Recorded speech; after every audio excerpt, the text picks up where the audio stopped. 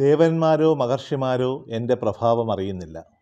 ഞാൻ മറ്റൊന്നിൽ നിന്നും ജനിക്കാത്തതും തുടക്കവും ഒടുക്കവുമില്ലാത്തവനും ആണെന്നറിയുന്നവൻ മാത്രമാണ് ബുദ്ധിശാലി. എന്നിൽ ചിത്തം സമർപ്പിച്ചവർ, പ്രാണനെ എനിക്ക് അർപ്പിച്ചവർ, പരസ്പരം എന്നെക്കുറിച്ച് അറിയിക്കുന്നവർ, മറ്റുള്ളവരോട് എന്നെക്കുറിച്ച് പറഞ്ഞു മനസ്സിലാക്കുന്നവർ തുടങ്ങിയവരെല്ലാം സദാ സംതൃപ്തരായി ആനന്ദിക്കുന്നു.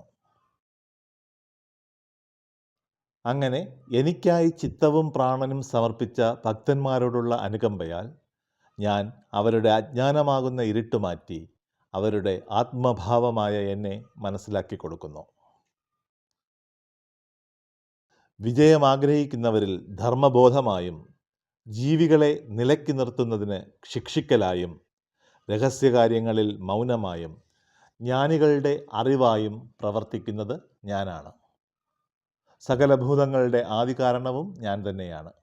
ചരാചരങ്ങളൊന്നും എൻ്റെ സാന്നിധ്യം കൂടാതെ ഉണ്ടാവുകയില്ല. ഹേ അർജുന, എൻ്റെ ദിവ്യാത്ഭുത രൂപങ്ങൾ അനന്തമാണ്.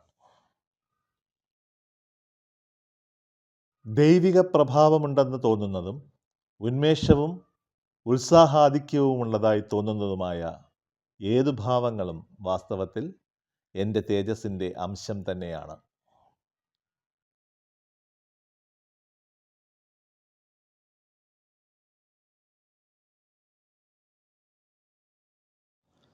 ഹേ അർജുന, എൻ്റെ ആയിരക്കണക്കിന് ഗുണങ്ങളോട് കൂടിയ രൂപങ്ങൾ നീ കാണുക. അനേകം ആദിത്യന്മാരെയും രുദ്രന്മാരെയും മരുത്തുക്കളെയും കാണുക.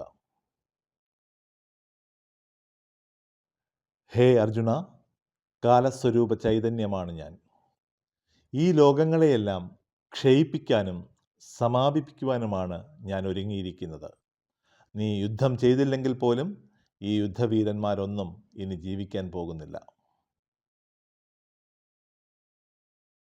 ഭൂതങ്ങളെല്ലാം എൻ്റെ കയ്യിലെ വെറും കളിക്കോപ്പുകൾ. അതിനാൽ നീ ഉണർന്നെഴുന്നേൽക്കുക.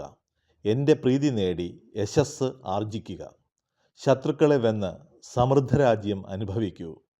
ഇവരെയെല്ലാം ഇപ്പോൾ തന്നെ ഞാൻ കൊന്നു കഴിഞ്ഞിരിക്കുന്നു.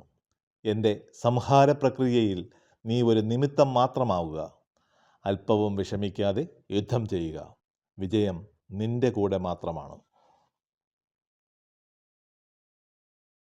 ഹേ അർജുന, ഈ വിശിഷ്ടമായ ഈശ്വരരൂപം ദാനധർമ്മങ്ങൾ ചെയ്യുന്നവനോ വേദാധ്യയനം ചെയ്യുന്നവനോ ഉഗ്ര തപസ് ചെയ്യുന്നവനോ കാണുവാൻ സാധ്യമല്ല.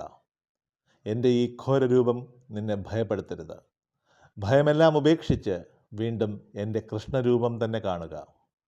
എൻ്റെ വിശ്വരൂപ ദർശനം ദേവന്മാർക്ക് പോലും അപ്രാപ്യമാണ്.